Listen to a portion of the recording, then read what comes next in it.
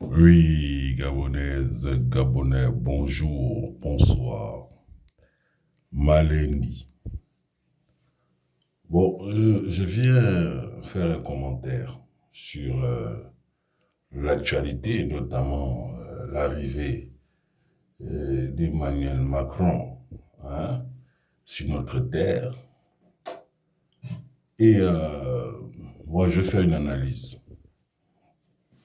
Mais avant toute chose, il y a quelque chose qui m'a attiré l'œil. Hein. Il y a quelque chose qui m'a interpellé jusqu'avant que Macron ne descende de l'avion. C'est la posture de votre individu là, que vous appelez président de la République. Le gars, donc l'andouille, il met la main dans la veste. Il met la main à l'équerre, dans la veste. Bon, il me semble, si mes souvenirs sont bons, qu'il y avait un autre andouille qui est en train de brûler en enfer, d'accord, qui faisait aussi ce geste-là. La main dans la veste. Vous savez très bien de qui je parle. Arrêtons de faire les hypocrites. C'était le petit Congolais là, qui mettait les talonnettes, hein, et les capes. Celui que vous appelez Omar Bongo, qui a vendu, hein, notre terre à la France, bien sûr. Voilà. Omar Bongo, c'était le papa, d'accord, le doyen de la France-Afrique. Il n'y a pas un gars qui a servi, hein, les Français comme, comment il s'appelait, le petit de taille là, Omar Bongo. Voilà. Omar Bongo, les gens disent que c'était un Batéké. Vous l'avez déjà entendu parler de Batéké, pas le Lingala. Hein. Les seules fois où j'ai vu parler une langue africaine, c'était le Lingala. Bon, enfin bref, ce n'est pas le sujet. Donc, pour revenir sur ce que j'étais en train de dire, effectivement, ce geste nous rappelle, voilà, ce pygmée-là. Voilà. Mais, l'andouille, le couvent en chef, n'a pas fait ce geste par hasard. Vous comprenez? C'est pas parce que Omar Bongo, c'était son modèle ou c'était un hommage qu'il voulait lui rendre. Non, non, non, non. Vous savez, l'autre, il a lu Machiavel. C'est un imposteur. Voilà.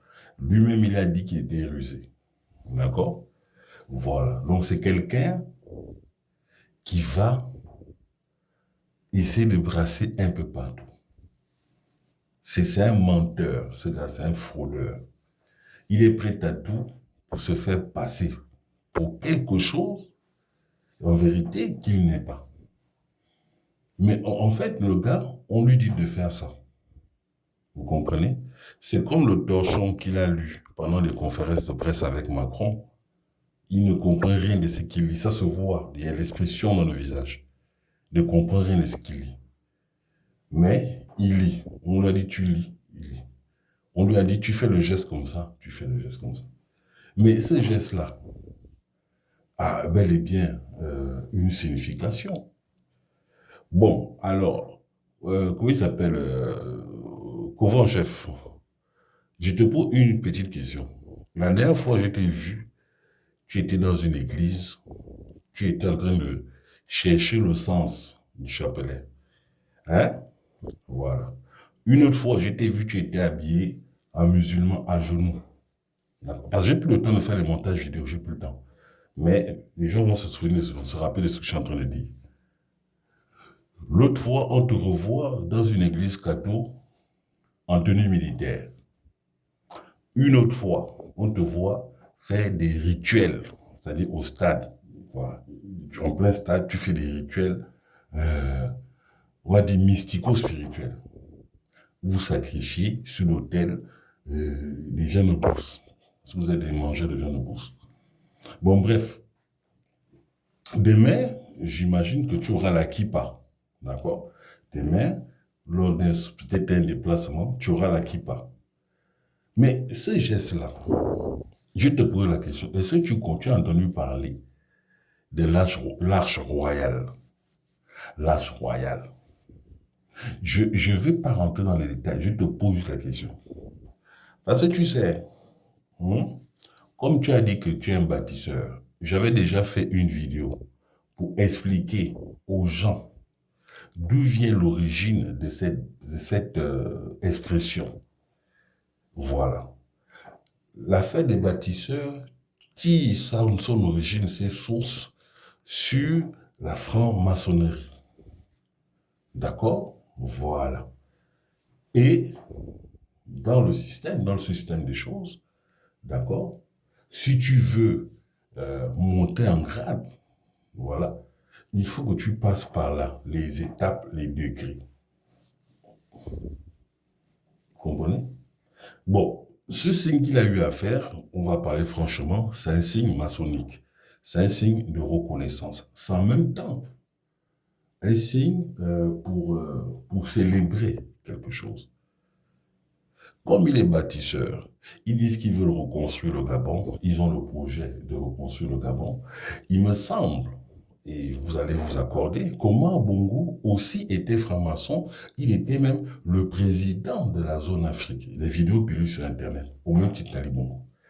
Quand vous regardez l'état du pays, il y a quelque chose qui a été construit. Il y a quoi? Il n'y a rien. Le temple de Salomon dans la Bible, le temple là, hein? Salomon avait demandé la sagesse à Dieu, que les biens matériels. Mais Dieu lui a donné les deux. Mais le temple là aujourd'hui, c'est plus dedans qu'on prie. On n'est plus à l'époque où on prie sur la montagne, hein? Comme faisaient les ancêtres. On n'est plus au temps où on prie dans le temple. Non, non, non, non. Parce que c'est dans les mêmes temples-là que vous faites les commerces et puis vous vendez les gens, vous faites les crimes rituels. Vous faites du business, quoi. Dans vos soi-disant bâtisses. Puisque vous êtes des bâtisseurs. C'est vous faites des business. Donc, c'est pas Dieu. Et Jésus-Christ, notre Seigneur et Sauveur, a dit à la dame samaritaine qu'il a rencontrée au puits, les temps vont arriver où ne sera plus dans ces lieux ancestraux. L'Esprit Saint va être répandu sur toute l'étendue de la terre. Et c'est comme ça que dorénavant, les gens vont se connecter avec Dieu. Donc, Jésus n'est pas venu abolir la parole ou réformer les choses. Ce qu'il a dit est clair. Si quelqu'un vient prétendre que machin, c'est là, il ment. Ah, ça, c'est pas en conformité. Oui, tu peux aller dans les lieux de culte. Oui, tu peux aller. Mais c'est plus là où il y a le power. Le power est partout. Parce que l'ennemi, lui aussi, s'active. Satan est rentré dans l'église. Vous avez compris? Satan est rentré dans l'église. Donc, si tu penses que c'est là-bas, là, et que là-bas où tu vas avoir Dieu, tu vas attendre longtemps. D'accord? Voilà. Par contre, le Saint-Esprit, Satan, il n'a pas accès au Saint-Esprit. C'est pour ça que quand il vient mentir, on le voit clair. Parce que nous, on a choisi le chemin de la vérité et de la vie éternelle. Les biens matériaux ne nous empêchent pas de nous élever spirituellement. D'accord? On voit tout, on sait tout. Très cher Oligui, le président du Gabon, c'est le professeur Albert Ondrosan. C'est un homme de Dieu. Toi, tu es aux antipodes de tout ce qui peut représenter la lumière. Tu es un ténébreux. Ça se voit dans ton expression. Tu as envie de faire croire aux gens qu'avec vos coopérations que vous dites là avec la France, là, les soi-disant gagnants-gagnants, hein, tu vas faire mieux qu'Ali Bongo. Tu ne peux pas faire mieux qu'Ali Bongo. Parce que le gars que tu as reçu, lui, les gens, je te promets, hein, qu'ils n'en peuvent plus. C'est un menteur, c'est quelqu'un qui est venu mentir aux gens. D'accord? Il est en fin de course, mais qui veut s'entêter parce que dans vos trucs-là, il faut être très orgueilleux et arrogant. Et il faut surtout être sans état d'âme.